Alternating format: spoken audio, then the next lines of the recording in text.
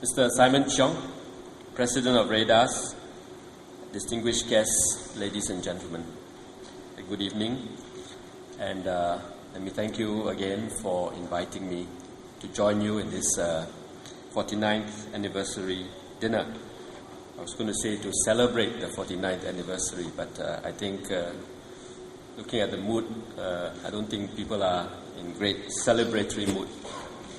But having said that, I think it's important for us to come together to assess what has been done over the years, to share experiences, and to see how we can move forward and survive and get through this storm and to emerge stronger. I think Simon has already given you all the gory details. I don't want to repeat again how bad things are, how difficult things are. I just want to cite some facts which will put things in perspective. I think most countries have announced that they are in recession or going into recession. Even the two giants in Asia Pacific, China and India, are also going through difficult times. China's GDP forecast for next year is 7.5%. I mean, that sounds pretty good coming from for many countries, but if you think that China alone needs about 7.5% growth in order to feed its people, I think you will realize that they are also facing a lot of challenges. Closer to home, Singapore's economy has not been spared. Q3, our GDP contracted 0.6% on a year-on-year basis. And for the whole year forecast, we are talking about 2.5%, which is down from the 3% that was forecast just a few months ago. And what is more important, of course, is that for 2009, the forecast for the whole year is expected to range from a -1% to positive 2.0%. So we could be in negative growth next year. The financial market turmoil has, of course, taken its toll on the market that is most relevant to you, which is the property market. Prices for and rentals, in fact, of all types of properties, residential, office, shops, fell for the first time in more than 4 years. This was in Q3 this year. And demand has been affected because home buyers, even if they have the liquidity, or businesses, even if they are interested, are adopting a very cautious stance because of the very uncertain economic outlook. Let me say that the government will do whatever it can that is within its means to help the various economic sectors to cope with this very serious economic turmoil. Earlier this month, the Prime Minister announced that Budget 2009 will be brought forward to January next year. Originally, the budget was scheduled to be in February, but because of the uncertain times and because of the need to come up with a package of measures as soon as possible, the Finance Minister has decided to bring the budget forward next year to January. And what this will do is to enable the government to introduce in a timely manner fiscal and policy measures that will help businesses and households to weather the economic storm that we see coming towards us. In the meantime, MTI recently announced its enhanced business financing schemes to support an additional 2.3 billion Sing dollars in loans to help local firms, including developers, including contractors. These schemes, which include the LEFS, which is the Local Enterprise Financing Scheme, and the Loan Insurance Scheme, were originally restricted to smaller firms. There was a cap on the capital, and also there was a cap on the employment number statistics, employment figures. However, MTI has extended the schemes to all local companies to help them to cope with the adverse economic conditions. In addition, the Ministry of Manpower has put aside $600 million to subsidize employers who send their workers for training. Because don't forget that in this turmoil, the households, the workers are also the ones who are feeling the brunt of it, and it is important for us to make sure that individuals are helped as much as we help businesses. The government has also acted swiftly to stabilize the property sector.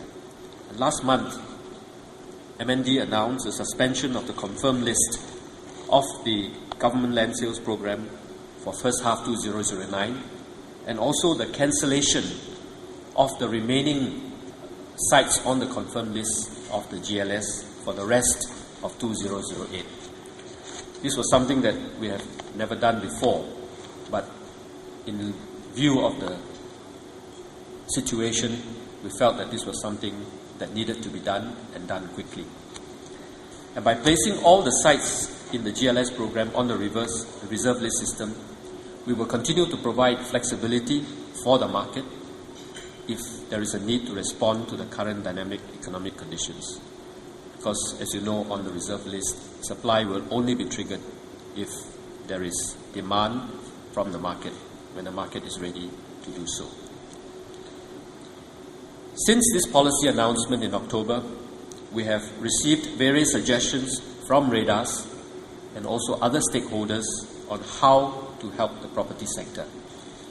Let me just say that we study all these suggestions closely, even as we continue to monitor the property market. And if there is a need to, we will make the appropriate moves at the right time.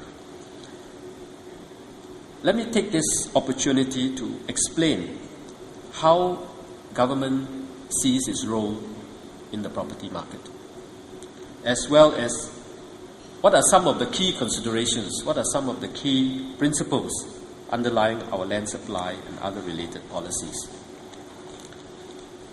Let me first highlight why the real estate sector is important.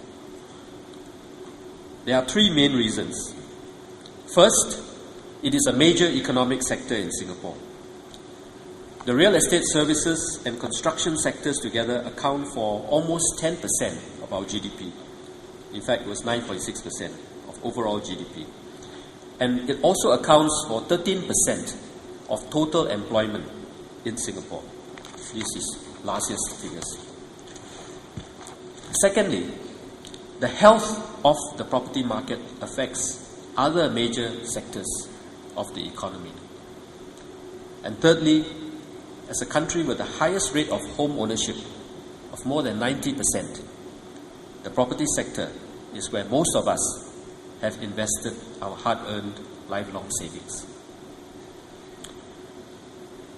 In view of the importance of the property market, the government needs to ensure that it functions smoothly and efficiently, and that property prices move in tandem with underlying economic fundamentals.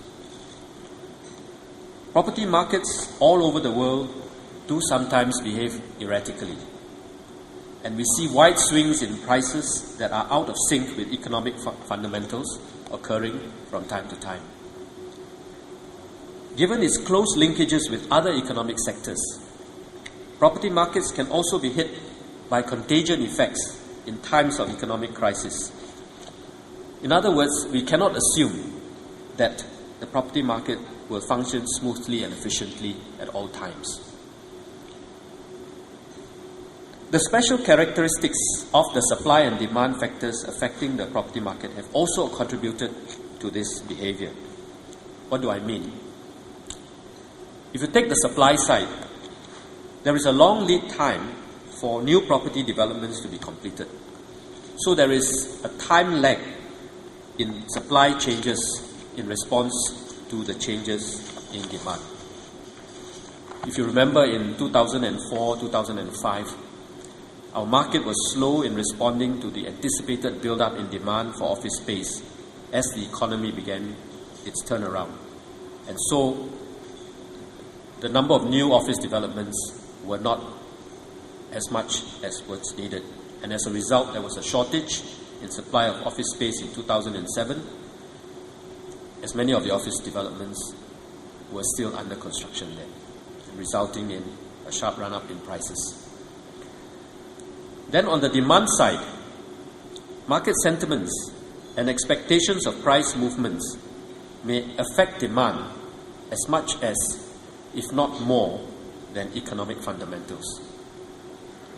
For example, when housing prices are going up, speculation and fear of missing the boat can cause home buyers to pay more for their property than what is justified based on economic fundamentals. And this, of course, leads to bubbles being formed. Then on the flip side, when the market turns down, buyers may choose to remain on the sidelines even when prices are attractive, in the expectation that it will go down further. For example, in the US, there are reports that people are not buying properties even though some may be at or even below replacement level. Such behavior patterns, whether the market is going up or going down, amplify the swings in the price cycles. Therefore, the government has an important role to play in ensuring the long-term stability and the smooth functioning of the property market. We seek to achieve this in several ways. Firstly, by ensuring that the supply of land released for development is well calibrated and is sufficient to meet demand over the medium to long term. Secondly, by using a predominantly market-led approach through the use of the reserve list, which gives developers the flexibility to activate government land sales supply according to market demand. Thirdly, by providing detailed real estate information to enhance market transparency and to allow market players to make informed decisions. And fourthly, by putting in place policies that ensure that systemic risks to both the demand and the supply sides are minimized, thus safeguarding the overall health of the property market. And finally, by guarding against irrational market behavior, such as excessive speculation that is not in sync with economic fundamentals. So let me illustrate what I mean by illustrate some of these principles. You know that on a half-yearly basis, the government reviews and adjusts the government land sales program to ensure that sufficient supply is available to support the medium to longer term needs of the market. Some of you may remember that at one stage the government land sales program was adjusted on an annual basis. But when we saw that market cycles were getting shorter or things were moving much faster, we decided to adjust the GLS program on a half-yearly basis instead of on an annual basis.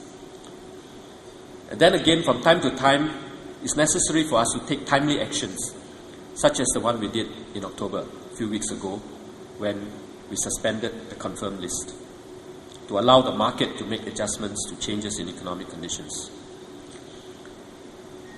URA and HDB have also released more detailed and more timely property market statistics over the years to improve market transparency and to help market participants make better informed decisions.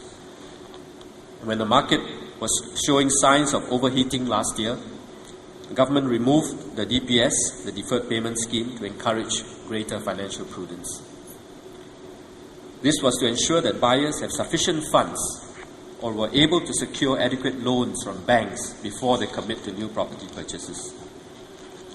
Such moves are necessary to ensure that the property market remains stable and healthy, which I believe is what all of us want.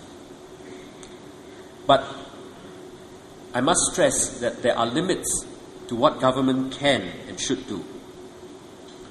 For instance, we cannot dictate to banks that they should extend loans to companies or individuals with weak financial standing. We also cannot work against market forces and try to prop up property prices artificially. Such efforts are not sustainable and will not be beneficial to the health of the property market in the long run. In addition, any action that we take would have to be carefully calibrated. Any measure we take seen to be knee-jerk or excessive might even weigh market sentiment down further. So it is in our interest to ensure that the property prices move in line with economic fundamentals, as it affects home ownership, it affects asset values, it affects retirement savings and other sectors of the economy.